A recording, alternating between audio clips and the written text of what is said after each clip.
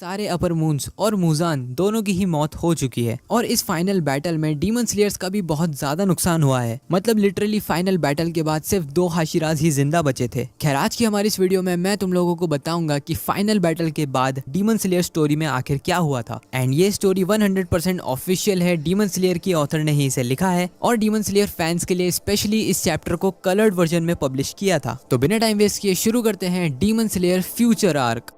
तो time skip के पहले हमें दिखाई जाती है एक झोपड़ी जहां पर तांजीरो, जेनित्सु, नेजुको और इनोस्के सारे लोग साथ में रहते थे। और उसके बाद हम लोग देखते हैं एक टाइम स्किप। हम देखते हैं एक फुल्ली मॉडर्नाइज्ड और डेवलप्ड सिटी को। ये टाइम स्किप लगभग 3 जनरेशंस के बाद का है, यानी कि 100-150 साल के आसपास। हम लोग सबसे पहले देखते हैं एक 16 साल के लड़के को जिसका नाम है कनाटा कमाडो, जो कि तांजीरो कामाडो का डायरेक्ट डिसेंडेंट है। कनाटा जो कि अपने घर में सबसे बड़ा बेटा है, वो अपने छोटे भाई सुमी ही को कमाडो को जगाने की कोशिश करता है, जो कि एक्चुअल में उसका छोटा भाई है, लेकिन वो एग्जैक्टली तांजीरो की तरह दिखता है। कनाटा अपने छोटे भाई से बोलता है कि जल्दी से उठ जाओ वरना आज तुम स्कूल के लिए लेट हो जाओगे। जिस पर सुमी ही को, जो कि छोटा भाई है, वो कहता है कि मैं बिल्कुल जागा हुआ हूँ, जबकि वो पूरी तरीके से नींद में था। ये सुनते ही कनाटा अकेला ही स्कूल चला जाता है क्योंकि सुमी ही को अब 15 साल का हो गया था और वो कोई बच्चा नहीं है। जिसके बाद हम लोग देखते हैं हमारे फेवरेट जेनित्सु का फ्यूचर का घर, जो कि टोक्यो में था। वैसे ये सारे इवेंट्स टोक्यो में ही हो रहे हैं, तो हाँ टोक्यो में। हम लोग देखते हैं जेनित्सु के डायरेक्ट डिसेंडेंट योशितेरु अगात्सुमा को, जो कि उसके ग्रेट ग्रैंडफादर जेनित्सु की ऑटोबायोग्राफी पढ़ रहा था। तो बेसिकली तुम लोगों को पता ही होगा कि जेनित्सु ने फाइनल फाइट में डीमन स्लेयर मार्क अनलॉक नहीं करा था, तो वो 25 साल से ज्यादा जिया था और इसी वजह से उसने खुद के ऊपर एक ऑटोबायोग्राफी लिखी थी, जिसमें उसने खुद को प्रोटैगनिस्ट बनाकर जितने भी डीमन से रिलेटेड इवेंट्स हुए हैं उन सभी को उस बुक में लिखा है। फिर योशितेरु, जो कि जेनित्सु का ग्रेट ग्रैंडसन है, वो उस ऑटोबायोग्राफी को पढ़कर खत्म करता है और रोने लगता है क्योंकि उसने अभी अभी फाइनल फाइट खत्म करी थी मुजान के साथ और फाइनल फाइट के दौरान जितने लोग मरे थे शायद उसकी वजह से वो काफी ज्यादा इमोशनल हो गया था। और तभी उसकी बड़ी बहन तोको आकर उसे लात मार देती है और उसके छोटे भाई से बोलती है कि तुम अपने दादाजी की झूठी कहानी को फिर से पढ़ रहे हो, क्या तुम्हें इतनी छोटी सी चीज समझ में नहीं आती कि डीमन जैसी कोई चीज नहीं होती। तो यहाँ पर हम लोग देख सकते हैं कितनी बड़ी आयरनी हो रही है। जेनित्सु की ग्रेट ग्रैंड डॉटर को यकीन ही नहीं है कि ऐसा कुछ हो भी सकता है, लेकिन हमें यहाँ पर एक बहुत ही कमाल की चीज पता चलती है कि फाइनल फाइट के बाद जेनित्सु और नेजुको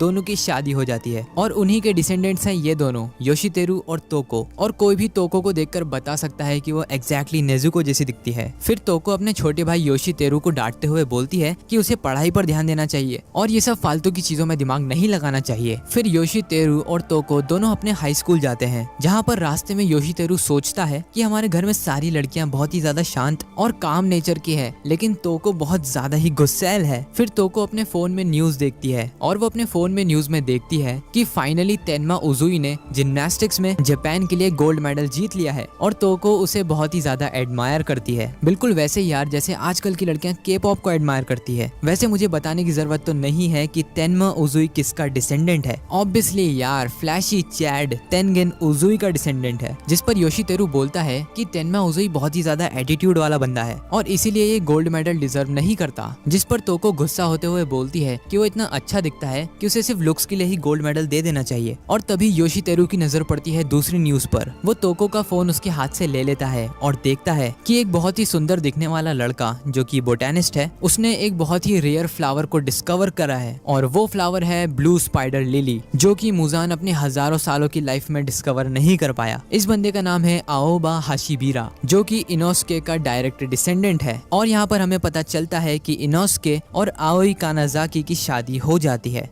और ये उन दोनों का ही डिसेंडेंट है। एंड क्योंकि इनोस्के ने भी डीमन स्लेयर मार्क अनलॉक नहीं करा था, इसलिए वो भी 25 साल से ज्यादा ही जिया है। फिर हमें पता चलता है कि डीमन किंग मुजान किबुत्सुजी क्यों कभी ब्लू स्पाइडर लिली को खोज नहीं पाया था। तो ऐसा इसलिए था क्योंकि एक एक्सट्रीमली रेयर प्लांट है, जो कि साल में सिर्फ 1 या 2 दिन के लिए ही खिलता है और वो भी डे लाइट में। रात में उसका खिलने का कोई स्कोप है ही नहीं। एंड क्योंकि मुजान सन के नीचे नहीं जा सकता था, इसीलिए शायद वो ब्लू स्पाइडर लिली को कभी खोज ही नहीं पाया। एंड हम लोग देखते हैं कि जो इनोस्के का डिसेंडेंट अटेंडेंट है उसने गलती से ब्लू स्पाइडर लिली को हैंडल करने में कोई गलती कर दी, जिस वजह से उसे मीडिया के सामने आकर सॉरी बोलना पड़ा और बहुत ज्यादा क्रिटिसिज्म का सामना भी करना पड़ा। ये देखकर योशितेरू पूरी तरीके से घबरा जाता है क्योंकि उसे लगा था कि इतनी सुंदर ये एक लड़की है, जिस पर उसकी बहन तोको उसे डांटते हुए बोलती है कि वो कोई लड़की नहीं है, वो लड़का है। और ये सुनते ही वो शॉक हो जाता है और इससे हमें पता चलता है कि योशितेरू भी अपने ग्रेट ग्रैंडफादर जेनित्सु की तरह ही परवर्ट है। फिर तोको और योशितेरू आगे बढ़ते हैं अपने हाई स्कूल की तरफ एंड उन्हें रास्ते में दो क्यूट से ट्विंस दिखते हैं जो कि रिजेंबल कर रहे थे मुइचिरो तोकितो और उसके भाई को। उन दोनों ट्विंस ने जो ब्लैंकेट्स ओढ़ रखी थी वो भी एग्जैक्टली टोकितो ट्विंस की तरह ही थी। तभी योशितेरू के पास से दो सुंदर लड़कियां निकलती हैं जिन्हें देखकर उसका दिल गार्डन गार्डन हो जाता है और वो दो लड़कियां रिजेंबल कर रही थी शिनोबू और उसकी बड़ी बहन को। योशितेरू कहता है कि मैं जानता हूँ कि ये दोनों शिकरी गर्ल्स स्कूल से हैं, जिस पर उसकी बहन तोको बोलती है कि वो बहुत ज्यादा क्रीपी है। लेकिन तोको जैसे ही तांजीरो के डिसेंडेंट तनाका को देखती है वो बहुत ज्यादा खुश होकर उसके पास चली जाती है और कनाता को बताती है कि आज वो कितना ज्यादा क्यूट लग रहा है। तो यहाँ पर देखकर तो ऐसा ही लग रहा है कि ये दोनों कपल्स हैं, लेकिन मुझे यहाँ पर दिक्कत ये लग रही है कि इन दोनों के ग्रेट ग्रैंडफादर और ग्रेट ग्रैंड मदर्स रियल भाई बहन रह चुके हैं, तो शायद ये बात इन दोनों को ना पता हो। खैर, योशितेरू यहाँ पर गुस्से में बोलता है कि वो काला जादू सीख रहा है, तो कनाता की भलाई इसी में है कि वो थोड़ा बच कर रहे, जिस पर तोको उसे डांट देती है। फिर ये तीनों अपने हाई स्कूल के रास्ते पर निकल पड़ते हैं और पास ही में एक किंडरगार्टन को देखते हैं जहाँ पर एक बहुत ही बड़ा और बॉडी बिल्डर इंसान बच्चों को संभाल रहा था और ये बंदा द बीस्ट स्टोन हाशिरा ग्योमे को रिप्रेजेंट कर रहा था। एंड योशितेरू यहाँ पर बोलता है कि ये बंदा इस जॉब में बिल्कुल ही अजीब लग रहा है, ये इतना बड़ा है कि इसे बॉडी बिल्डिंग में होना चाहिए, ना कि छोटे छोटे बच्चों को संभालना चाहिए। फिर तोको कनाता से पूछती है कि अगर आज शाम वो फ्री है तो वो दोनों कहीं खाने बाहर जा सकते हैं, क्योंकि रास्ते में उसने एक बहुत ही अच्छा रेस्टोरेंट देखा है और वो रेस्टोरेंट दो कपल्स चलाते हैं जिसमें लड़की के बाल पिंक है और लड़का काफी अजीब है और उसकी आंखें भी दो अलग अलग कलर्स की है। और यहाँ पर बात हो रही थी दी हाशिरा कपल्स ओबोनोई और मित्सुरी की। वैसे अगर तुम लोगों ने मुजान की फाइनल फाइट देखी होगी तो तुम्हें पता होगा कि ये दोनों जब मारे जाते हैं तब ओबोनोई और मित्सुरी दोनों की ही आखिरी विश होती है कि वो वापस से जन्म लें और वापस से कपल्स बने, लेकिन इस बार अच्छी और पीसफुल लाइफ जिए, जो कि फ्यूचर में हम लोग देख सकते हैं सच हो चुका है। फिर हम लोग तांजीरो के फ्यूचर घर को देखते हैं जहाँ पर सुमिहिको की नींद खुल जाती है और वो देखता है कि वो स्कूल के लिए बहुत ज्यादा ही लेट हो चुका है, तो वो फटाफट से स्कूल के लिए तैयार होता है और अपनी अपार्टमेंट की खिड़की से कूद पड़ता है। एंड यहाँ पर हमें पता चलता है कि सुमिहिको कितना कमाल का एथलीट है। वो लोगों के घरों से होते हुए और दौड़ते हुए अपने स्कूल जाने लगता है और रास्ते में वो एक घर के बीच से निकल जाता है जिस घर में दो बूढ़े इंसान चेस खेल रहे थे और ये दो बूढ़े और कोई नहीं फॉर्मर थंडर हाशिरा और फॉर्मर वाटर हाशिरा उरोकोडाकी थे। मतलब ऑब्वियसली उनकी रिजेम्बलेंस थी, वो थोड़ी होंगे। तभी फॉर्मर थंडर हाशिरा उस छोटे बच्चे पर चिल्लाता है कि तुम रोज के रोज यहाँ से निकलते हो और इस बात की शिकायत मैं तुम्हारे घर में करूंगा। फिर उन्हीं दोनों बूढ़ों के घर पे टीवी में एक न्यूज चल रही थी कि कैसे एक उबियाशिकी नाम के बंदे ने जापान के सबसे बूढ़े इंसान का रिकॉर्ड अपने सर ले लिया है। एंड यहाँ पर बात हो रही थी कगाया उबियाशिकी के बेटे की, जिसकी उम्र 100 साल से भी ज्यादा है। एंड ये एक बहुत ही कमाल का प्रूफ है कि जो उबियाशिकी फैमिली पर कर्ज था कि वो लोग 30 साल से ज्यादा जिंदा नहीं रह पाएंगे, वो फाइनली ब्रोक हो चुका है। इनफैक्ट काफी अच्छे से टूटा है, इतना अच्छे से कि क्रिया 108 साल से भी ज्यादा जिंदा रह चुका है। फिर सुमिहिको भागते हुए एक शॉप के पास से निकलता है और उस शॉप का नाम था हागा नेजुका इक्विपमेंट्स, जो कि एक ब्लैकस्मिथ शॉप थी और वो इतना तेज दौड़ रहा था